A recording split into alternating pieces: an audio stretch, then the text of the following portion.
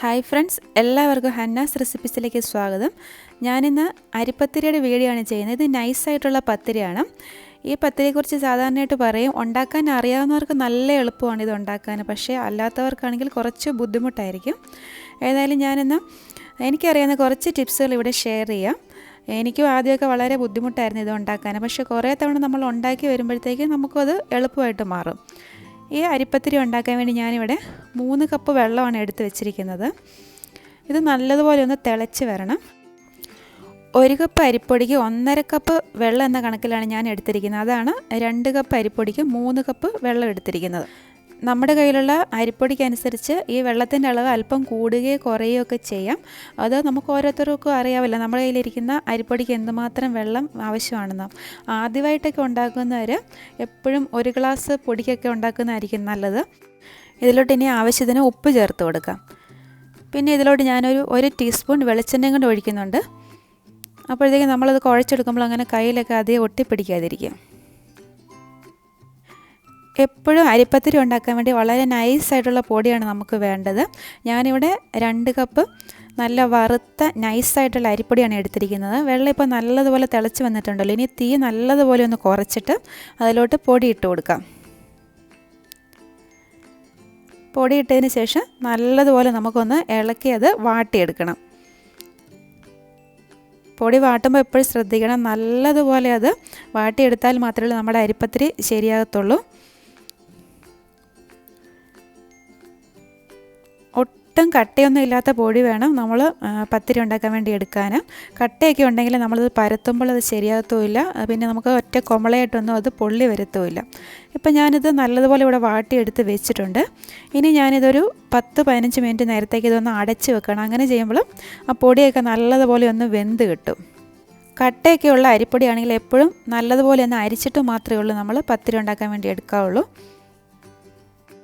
ഇതൊരു 15 മിനിറ്റ് അടച്ച് വെച്ചതിന് ശേഷം മാത്രമേ ഉള്ളൂ ഞാനിത് കുഴച്ചെടുക്കുന്നുള്ളൂ. എപ്പോഴും നമ്മൾ പത്തിരിക്ക് മാവ് കുഴയ്ക്കുമ്പോൾ ചെറിയ ചൂടോടുകൂടി തന്നെ കുഴയ്ക്കണം. എന്നാലേ ഉള്ളൂ മാവൊക്കെ പെട്ടെന്നൊന്ന് യോജിച്ച് നമുക്ക് കിട്ടത്തുള്ളൂ.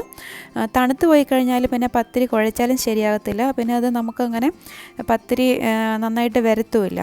ഞാനിപ്പോൾ കുഴച്ചെടുത്ത മാവ് ഒന്ന് 2ആയിട്ട് ഡിവൈഡ് ചെയ്തിട്ടുണ്ട്. അതിൽ നിന്ന് ഒരു ഭാഗം എടുത്തിട്ടാണ് ഇപ്പോൾ ഇത് കുഴയ്ക്കുന്നത്. ഇത് നല്ലതുപോലെ നമ്മൾ കുഴയ്ക്കണം. നമ്മൾ കുഴയ്ക്കുന്നത് ശരിയായിട്ടില്ലെങ്കിൽ പത്തിരി ശരിയാകത്തില്ല. നമ്മൾ പരത്തിയെടുക്കുമ്പോൾ അതിൻ്റെ സൈഡൊക്കെ ഇങ്ങനെ വിണ്ട് വരും. അതിങ്ങനെ കീറിപ്പോകാനും ചാൻസ് ഉണ്ട്. അതുകൊണ്ട് എപ്പോഴും നല്ലതുപോലെ കുഴച്ചെടുക്കണം.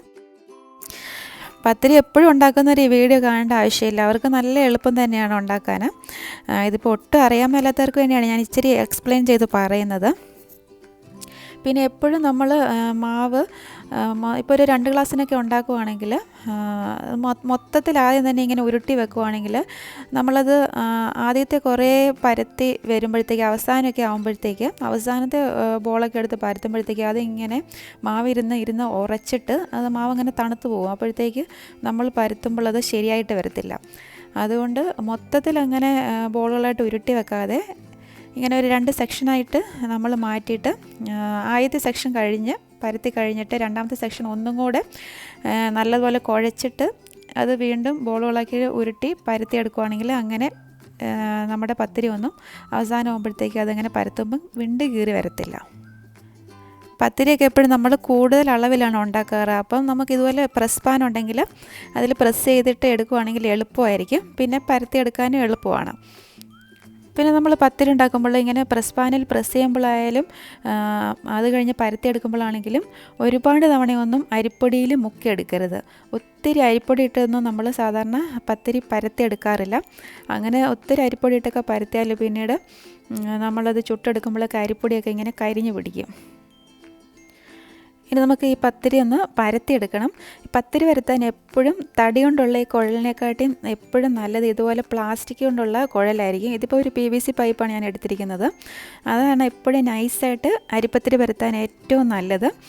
പത്തിരി പിന്നെ നമ്മൾ പരത്തുമ്പോൾ ചപ്പാത്തി പരത്തുന്ന പോലെ ഒത്തിരി ബലത്തിൽ പരത്തരുത്. ബലത്തിൽ പരത്തിയാൽ ആ പത്തിരി പലകയിലോട്ട് ഇതെല്ലാം കൂടെ ഒട്ടിപ്പിടിക്കും.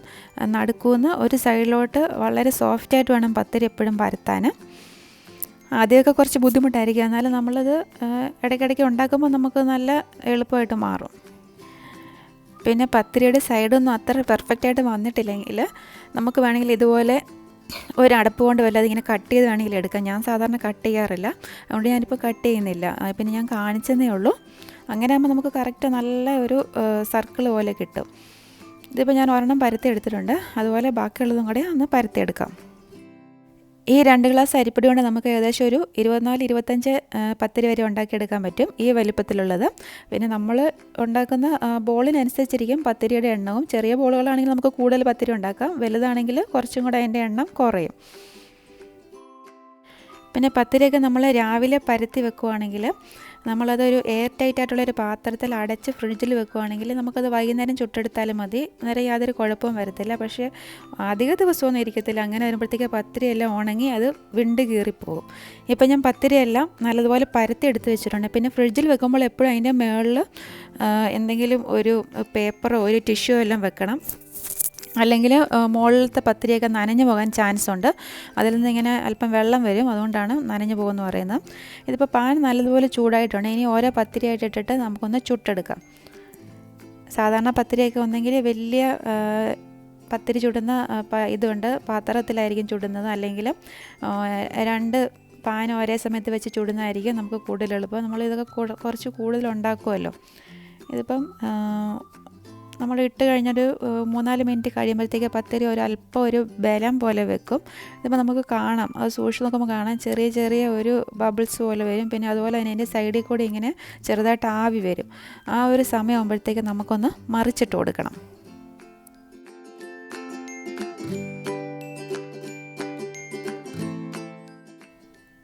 ഇതിപ്പോൾ ഒരു ഒറ്റ കൊമളയായിട്ട് പൊള്ളി വരുന്നുണ്ട്. നമ്മൾ പരത്തിയതൊക്കെ കറക്റ്റാണെങ്കിൽ ഇങ്ങനെ ഒറ്റ കൊമളയായിട്ട് പൊള്ളി വരും.